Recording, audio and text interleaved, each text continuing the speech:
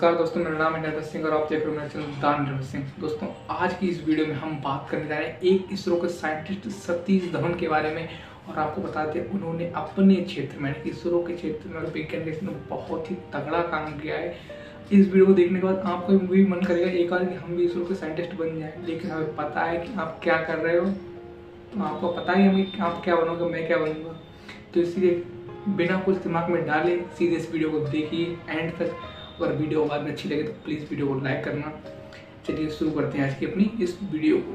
दोस्तों, आपको बता दें कि सतीश धवन जी को अपने समय का भारत का एक महान गणितज्ञ और इसरो का साइंटिस्ट माना जाता है और उनके लिए the father of experimental fluid research का भी दर्जा दिया गया है। यानी कि वो अपने समय के बहुत ही बेहतरीन इंजीनियर थे क्योंकि इसरो में काम करते थे और उन्होंने 12 साल तक इसरो के लिए लीड किया है, जो कि उनके रहते हुए इसरो ने बहुत से महत्वपूर्ण अपने जो कदम थे वो उठाए। यानी कि बहुत से ऐसे काम किए जो उनकी अनुपस्थिति में शायद ही कोई कर सकता था। और इसके अलावा सतीश धवन जी ने वायुमंडलीय विक्षोभ यानी कि टर्बुलेंस और सीमा परतों यानी कि बाउंड्री लेयर्स के क्षेत्र में बहुत ज़्यादा प्रख्यात काम किया। यानी कि वो उन्होंने बहुत फेमस काम किए हैं, इसीलिए उन्हें इसके लिए भी जाना जाता है। सतीश धवन जी का जन्म 25 सितंबर 1920 को जम्मू कश्मीर के श्रीनगर में हुआ था और उनके पिताजी देवी दयाल जी एक लाहौर के बहुत ही रिस्पेक्टेड रिटायर्ड जज थे। यानी कि उनका बैकग्राउंड बहुत ही अच्छा था। वो आपको यहाँ पर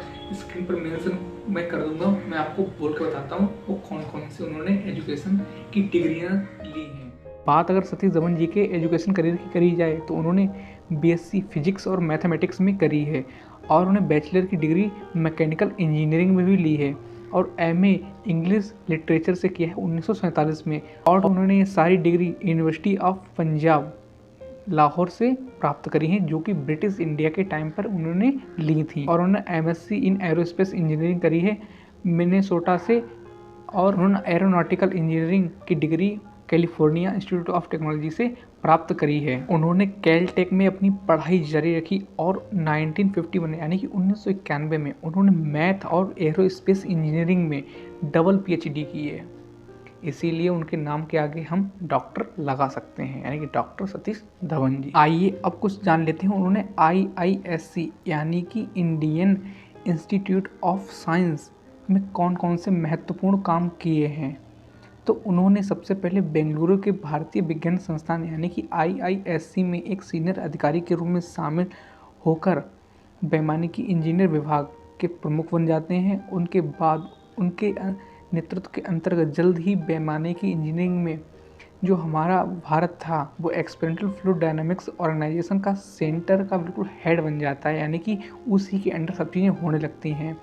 1962 तक वे IISc में काम करने वाले सबसे कम उम्र के व्यक्ति थे। यानी कि उस समय जितने भी वहाँ पर लोग काम कर रहे थे हमारे देश के लिए, हमारे साइंस के लिए, उन सब में सतीश धवन जी की जो उम्र थी सबसे कम थी। उनमें लीडर के पद पर अपॉइंट किया गया और संस्थान के सबसे लंबे समय तक सेवा करने वाले वो व्यक्ति बन गए। और जान लेते हैं उन्होंने ऐसा इसरो चेयरमैन के रूप में क्या क्या काम किए हैं। जब 1971 में सर विक्रम साराभाई का एक्सीडेंटल डेथ हो गई थी तो उसके बाद 1972 को उनके लिए इसरो का अध्यक्ष बना दिया गया। इसके साथ साथ वो IISc यानी कि इंडियन इंस्टीट्यूट ऑफ साइंस के भी चेयरमैन बने रहे।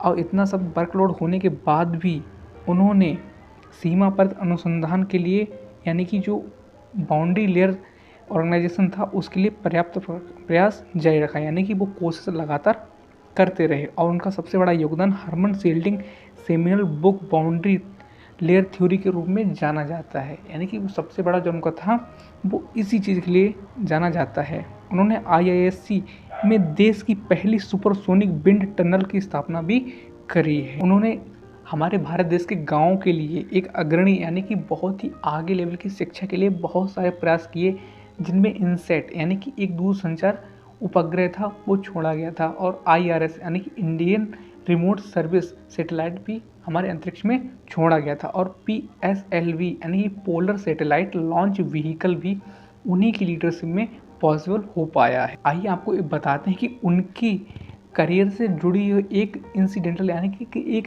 हिस्टोरिकल स्टोरी आपको मैं सुनाता हूँ। बात थी 1979 की, यानी कि हमारे देश में SLV सैटेलाइट लॉन्च व्हीकल को लॉन्च किया जाना था।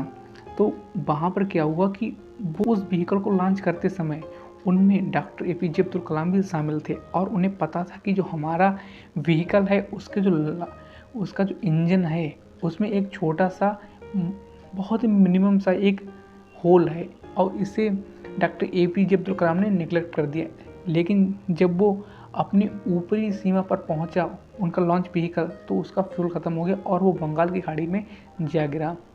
तो उसके बाद इन पर नाराज़ होने के बजाय सतीश धवन जी इनके पास आते हैं और कहते हैं कि आज हम असफल रहे, लेकिन मुझे अपनी टीम पर पूरा भरोसा है और मुझे विश्वास है कि अगली बार हम ज़रूर कामयाब होंगे। और उन्होंने APJ अब्दुल कलाम से एक सीनियर होते हुए भी कोई ऐसी बात नहीं की जो उनको बुरी लगती। इन सबको देखते हुए हमें पता लगता है कि सतीश धवन जी एक अच्छे लीडर भी थे, जो कि अपनी टीम को हर मुसीबत के लिए तैयार रखना जानते थे और उन्हें अच्छे से लीड करना भी जानते थे। इन्हीं सभी कामों को लेकर उनकी 2002 में जब डेथ हो गई, उसके बाद चेन्नई से लगभग 100 किलोमीटर दूर आंध्र प्रदेश में श्रीहरिकोटा के पास इंडियन सैटेलाइट लॉन्च पैड का नाम बदलकर सतीश धवन स्पेस सेंटर रख दिया गया। ये उनके सम्मान में किया गया है।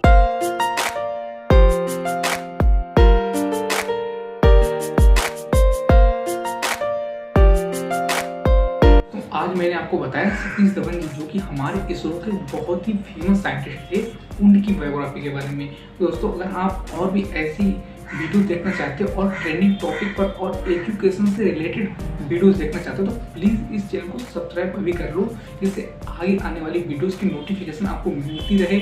और दोस्तों, मैं आपको बताता हूँ कि मैं इस चैनल पर बहुत ही जल्द बहुत ही क्यूरियस, यानी कि बहुत ही जिज्ञासु टॉपिक्स लाने वाला हूँ, जिन्हें आप देखकर अपनी लर्निंग और एबिलिटी को और भी इम्प्रूव कर सकते हो।